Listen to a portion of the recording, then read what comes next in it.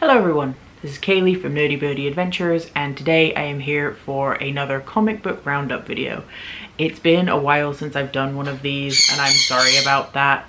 I wanted to kind of catch up with I kind of fell behind with my comic books, so I wanted to catch up with my comic books before I got back to making these videos, but I do want to make them consistently, so I'm hoping that from now I can make them once a week and go over kind of the stuff I pick up every week with you.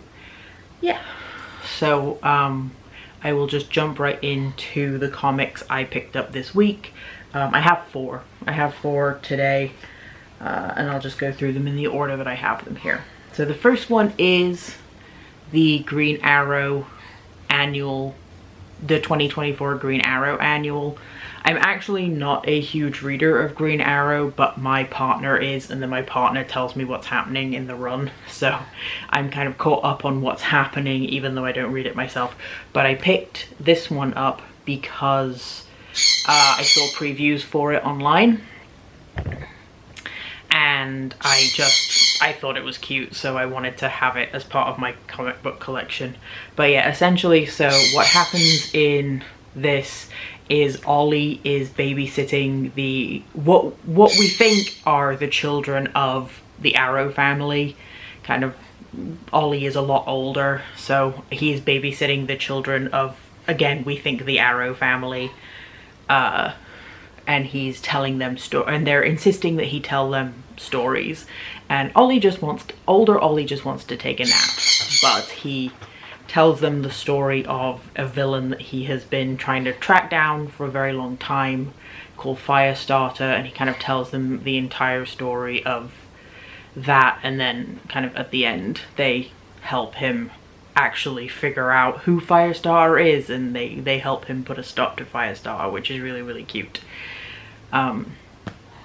This entire issue feels very much like a love letter to Green Arrow fans, and I really like that. I love how, like, say, this, just as you go through it, it feels like a love letter to the, you know, to the fans.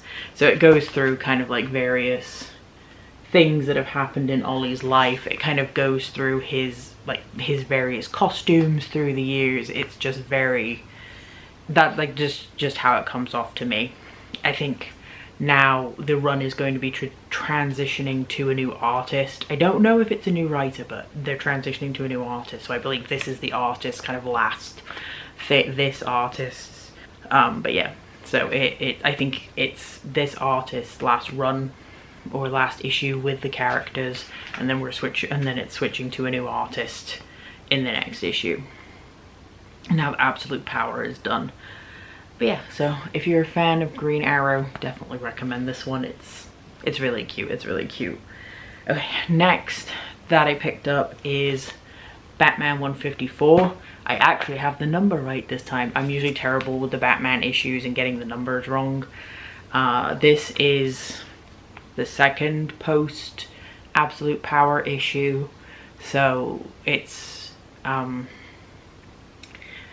first off, I'll just say I'm really happy that it's Carmine Di Giandomenico's artwork. I am absolutely, he's one of my favorite comic book artists, and he's always impeccable with Batman, so I love the art in this just in general. Look at Bruce. Look at him. Yeah. I love this art style. I love it.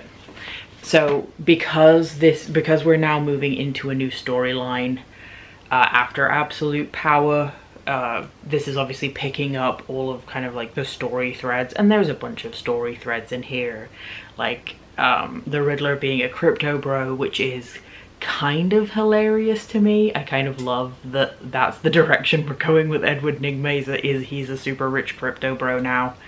There's a new head of the Court of Owls. The mayor has been murdered. There's another vigilante running around, who is this guy on the cover here. I always want to say his name's Commander Star, but hang on a second. Let me have a look. I have the comic in my hand. Oh, yep, it is Commander Star. Okay. Yeah, he's I don't know what's going on with him yet, but he was only really introduced in the last issue, so again, he's another plot thread. And apparently Bruce has a half-brother, so the claim is that Thomas had an illegitimate son who is now trying to get his hand, like, who's trying to kind of get part of Bruce's shares of Wayne Enterprises.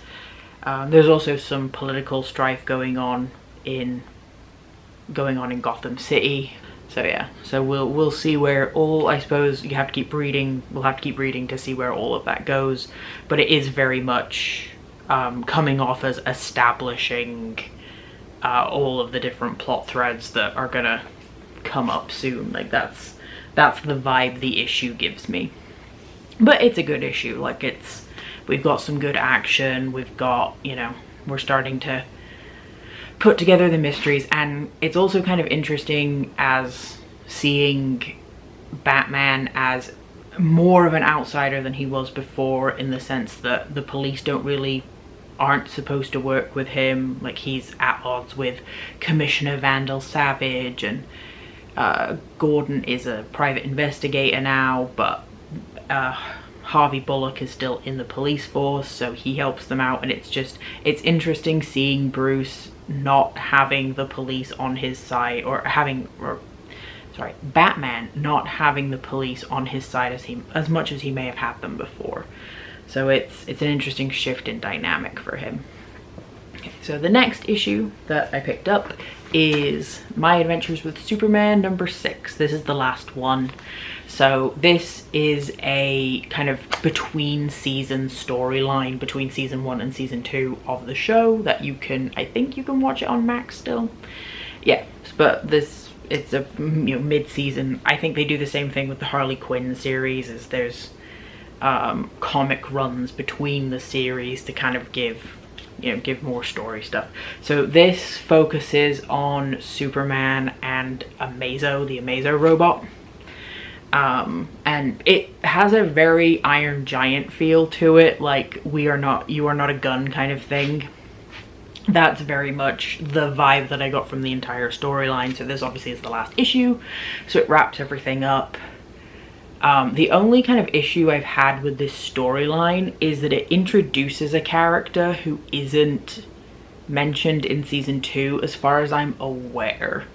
And it kind of, I don't care for, because not everyone reads comics. Some people only read the show or watch the show even. And it can kind of feel a little bit sometimes like, okay, we're nodding at the people who've read the comic, but people then who've only watched the show might be a little bit confused. So hopefully they'll introduce that character in season 3, or they will come back into play somewhere. I'm hoping also along with Amazo, because I kind of like the setup for Amazo that we have kind of here.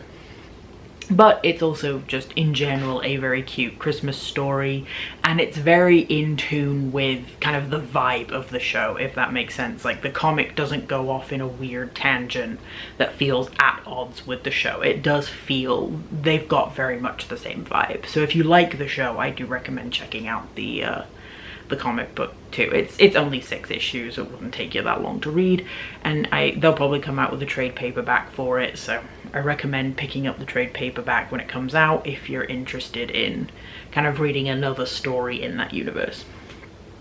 But yeah, so the last issue I have to talk about is probably the one I was most excited for, which is Absolute Superman. So this is Absolute Superman #1. I just got the regular cover. I know there are a bunch of really cool variants, but I just got the regular cover.